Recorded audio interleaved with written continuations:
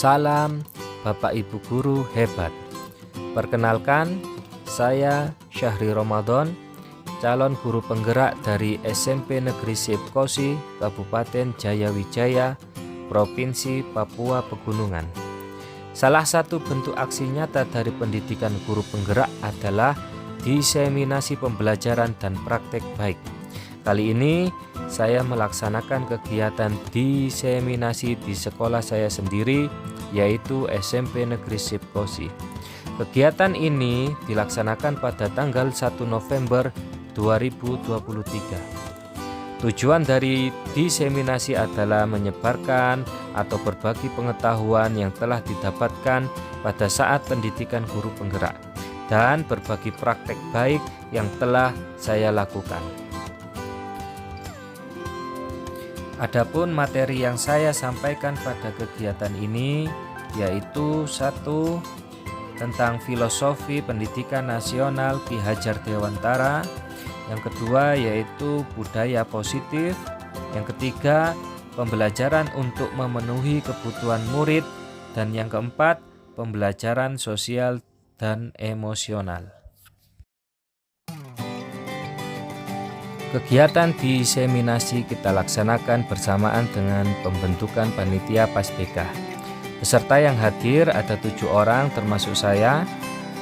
Sekedar informasi bahwa jumlah tenaga guru di sekolah kami ada 8 orang termasuk kepala sekolah. Terus kemudian tenaga kependidikan ada 3 orang. Jadi total semuanya ada 11 orang. Pada kegiatan kali ini ada 4 orang yang tidak hadir dikarenakan ada kegiatan lain di luar sekolah. Bapak Ibu guru hebat, mari kita saksikan cuplikan video diseminasi yang saya lakukan. Selamat siang Bapak Ibu guru semuanya. Baik, saya ucapkan terima kasih atas kehadiran pada kesempatan hari ini. Sesuai agenda pertemuan kita hari ini, yaitu kita akan mendengarkan diseminasi pembelajaran dan praktek baik yang saya lakukan setelah kemarin mengikuti kegiatan pelatihan guru penggerak selama 1 bulan di Jayapura. Sebelum masuk ke acara diseminasi, saya minta kesediaannya Pak Kepala Sekolah memberikan sepatah 2 kata sekaligus membuka kegiatan kita hari ini. Kepada beliau dipersilakan. Baik, selamat siang Bapak Ibu Guru. Selamat siang. Terima kasih sudah memenuhi undangan untuk hadir pada kegiatan hari ini, di mana dalam agenda telah kita sampaikan bahwa akan ada sedikit sosialisasi filosofi hari dari Pak Syahri menyangkut aksi nyata diseminasi pembelajaran dan praktek baik. Mungkin nanti diuruskan oleh Pak Syahri, tapi menurut pemahaman saya diseminasi pembelajaran itu sendiri sebenarnya yang dimaksud itu sosialisasi dari yang dia ikuti. Mungkin ide gagasan ya seperti itu yang didapat, mungkin dia harus sebarluaskan. Kepada siapa? Kepada kita guru-guru yang ada di SMP ini. Sebagai bukti keterwakilan dari SMP Kosi, Pak Syahri yang mengikuti kegiatan ini di Pura. Nah, sekarang dia akan membagikan kepada kita yang dimaksudkan dengan destinasi itu. Mungkin nanti diluruskan oleh Pak Syahri, saya juga belum paham baik, tapi paling tidak mungkin itu yang bisa saya sampaikan. Entah nanti dia punya strategi yang dia buat, entah nanti dia punya tugas-tugas yang dia buat untuk menyangkut dengan kegiatan yang dia ikuti di Jayapura ini. Nanti di sini saya teman-teman bisa mendukung sehingga apa yang diharapkan oleh Pak Syahri, sasaran dan target itu mungkin itu. Untuk hari ini kita khusus melihat apa yang nanti Pak Syahri akan bagikan di kita. Jadi dari saya waktu dan tempat saya kembalikan Pak Syahri. Ya. Baik, terima kasih Pak Kepala Sekolah telah memberikan sepatah 2 kata untuk kegiatan kita hari ini, dan juga terkait dengan dukungannya, terkait dukungan terhadap apa yang akan saya lakukan di SMP Negeri Sip Kosi ini terkait ada tugas aksi nyata yang nantinya harus dikumpulkan di bulan November nanti. Kita lanjut ke pembahasan terkait materi diseminasi kita hari ini, yaitu sebenarnya banyak modul. Jadi yang saya pelajari di Jayapura ini kurang lebih ada 11 modul. Jadi tapi kita rangkum hari ini pertemuan kita bahas 4 modul, sisanya nanti kita kan ada komunitas sekolah, nanti kita bahas bersama di komunitas sekolah. Jadi empat materi itu apa? Yaitu tentang filosofi pendidikan nasional Ki Hajar Dewantara. Terus kemudian yang kedua yaitu budaya positif di sekolah.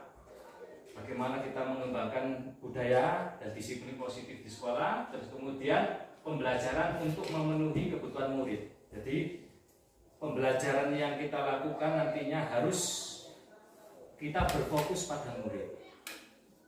Terus keempat yaitu pembelajaran sosial emosional. Dari kegiatan-kegiatan pembelajaran kita di dalam kelas harus melibatkan atau mengembangkan sosial emosional dari murid kita. Nah, ini 4 materi yang akan kita pelajari. Nah, ini pendahuluan dulu Bapak Ibu ya. Jadi harapannya nanti Bapak Ibu yang ada di sini bisa ikut guru penggerak. Jadi materi guru penggerak ini sangat luar biasa sekali Bapak Ibu. Jadi setelah saya mengikuti pelatihan pendidikan guru penggerak ini ya, banyak sekali ilmu-ilmu yang sebelumnya saya belum ketahui, paradigma baru terkait dengan pendidikan, terutama pembelajaran di dalam kelas.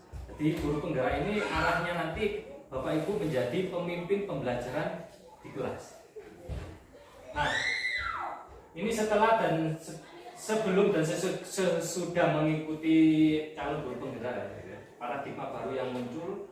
Nah, selama ini pembelajaran yang saya lakukan ini berpusat pada diri saya sendiri. Oh, guru pengajarnya ini ya ditulis, tolong tulis.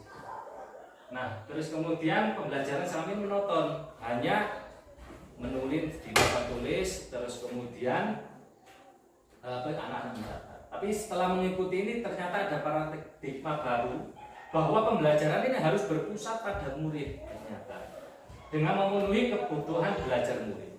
Jadi kebutuhan belajar murid itu ada 3, berdasarkan readiness, kesiapan siswa terkait minat siswa. Terus ketiga yaitu profil siswa. Nanti yang akan kita jabarkan di slide selanjutnya. Nah, tentang filosofi pendidikan nasional Ki Hajar Dewantara ada 2 materi.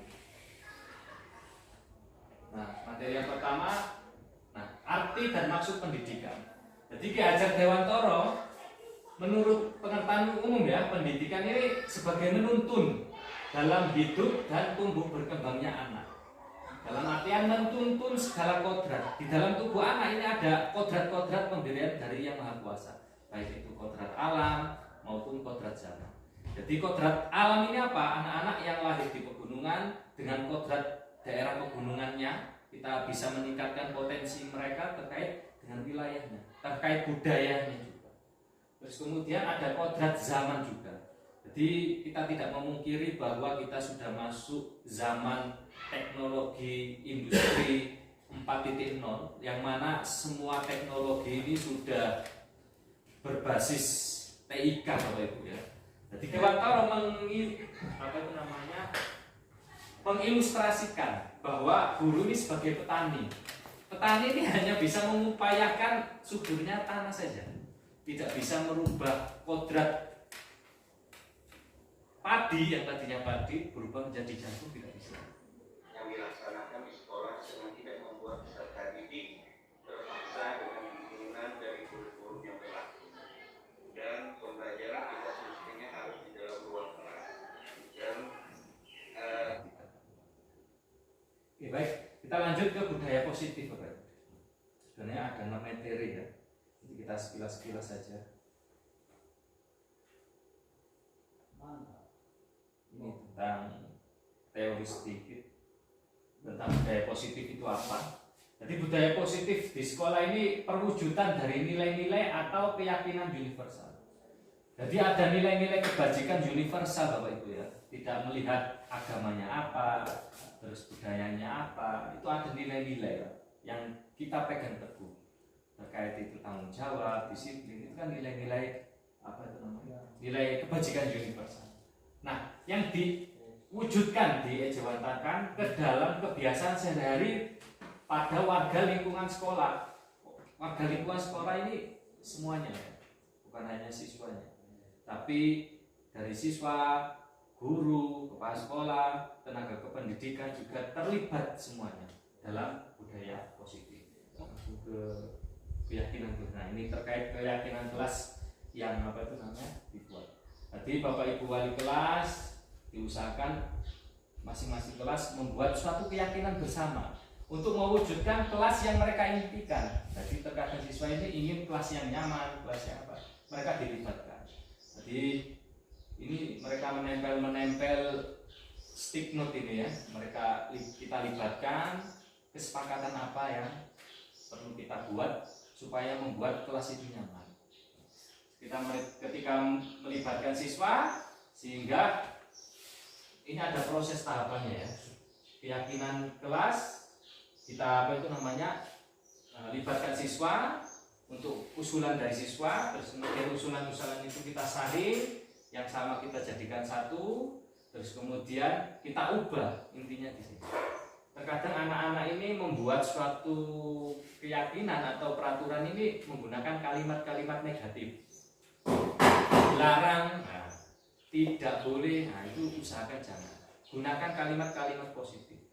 Jadi ketika kita membiasakan anak-anak dengan kalimat positif, nanti harapannya tindakannya juga positif. Nah, menggunakan kalimat-kalimat positif, setelah membuat kalimat positif, kita cari nilai-nilai kebajikannya apa. Jadi terkadang anak-anak melakukan pelanggaran atau melakukan suatu tindakan-tindakan yang tidak normal, itu ada kebutuhan dasar yang mereka tidak terpenuhi di sekolah.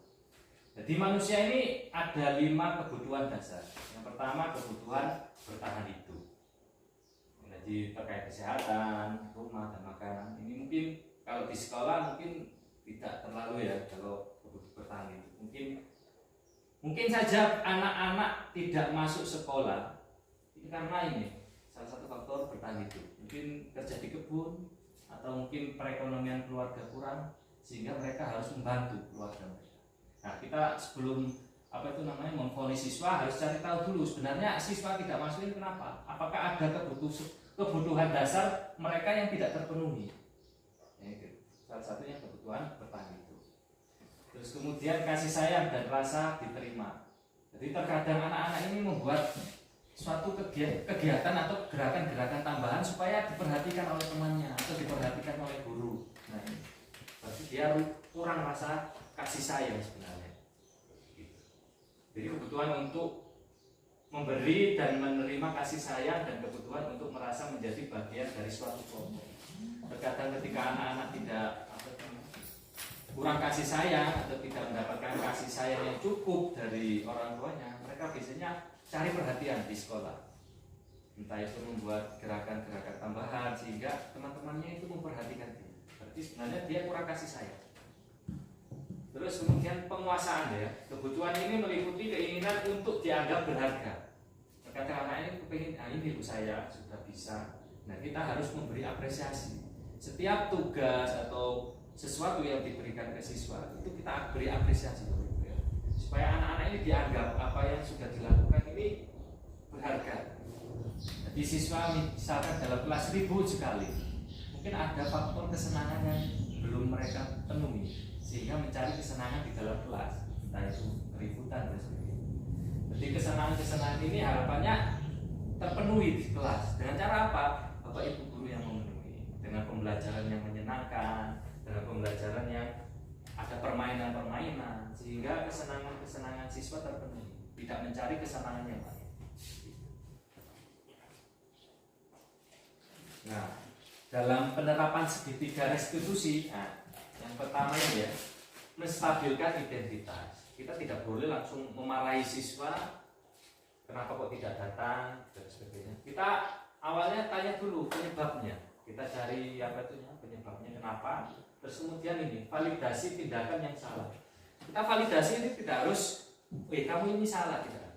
Biarkan validasi kesalahan ini muncul dari siswanya. Misalkan dia berbuat sesuatu, bisa ditanyakan ini kalimat-kalimat tanya. Adakah cara lainnya yang lebih efektif untuk mendapatkan apa yang kamu butuhkan? Atau kamu tentu punya alasan mengapa melakukan itu. Nah, kita harus cari alasan kenapa mereka melakukan tindakan yang kita anggap salah tadi. Yang ketiga yaitu menanyakan keyakinan. Nah, ini bisa kamu dikembalikan ke nilai-nilai kebajikan universal, keyakinan kelas apa yang telah kita sepakati. Kita kalau sudah buat keyakinan kelas, kita kembalikan keyakinan kelas yang sudah kita sepakati itu apa. Nah, pembelajaran sosial emosional itu bisa eksplisit. Berarti sebenarnya anak-anak itu mengalami pembelajaran sosial emosional tanpa langsung ya, oh ini pembelajaran sosial. Atau terintegrasi dalam praktek mengajar guru dan kurikulum akademik. Dan apa itu namanya?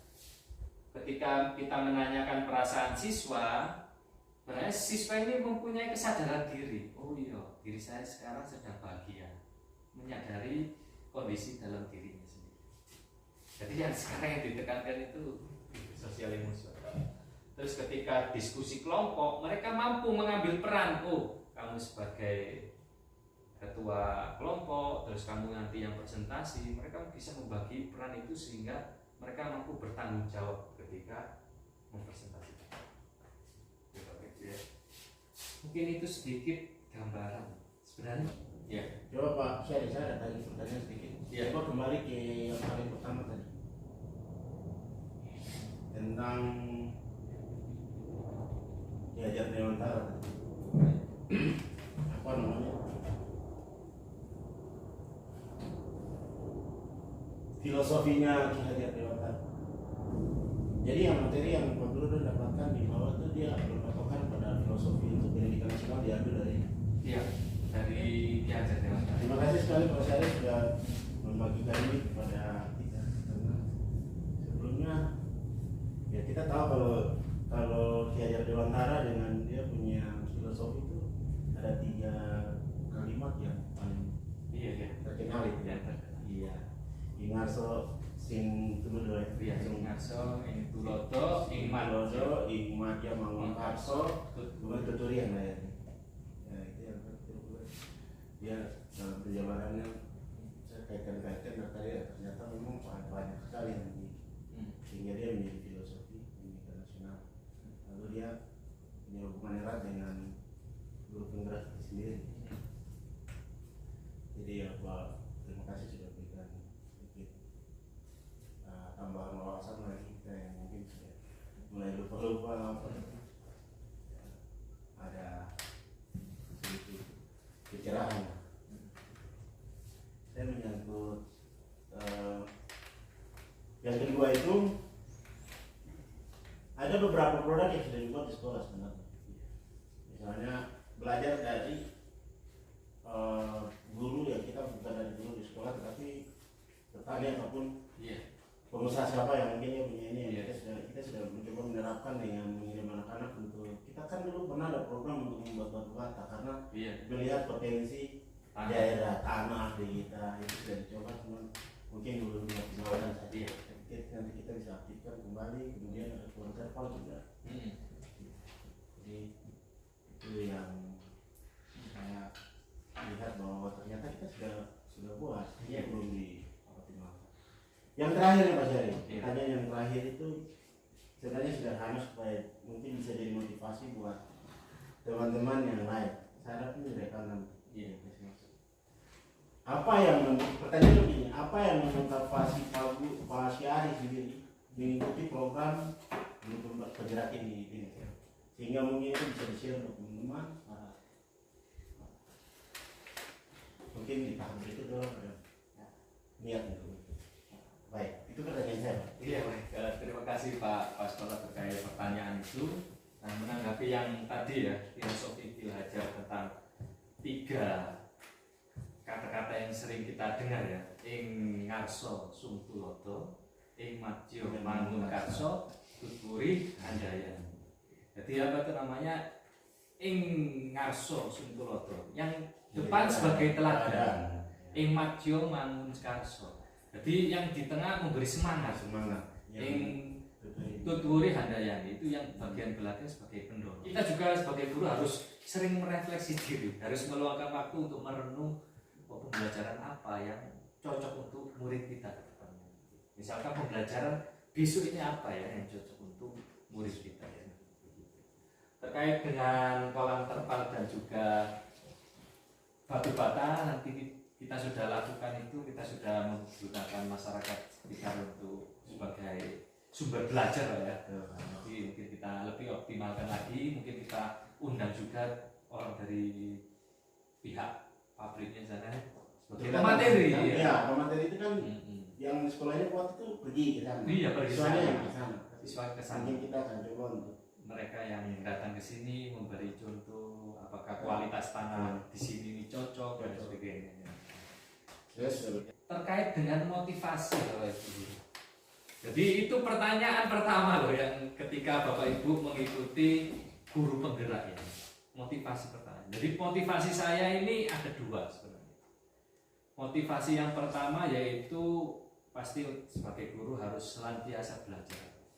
Jadi saya motivasi pertama ini ingin belajar sebenarnya.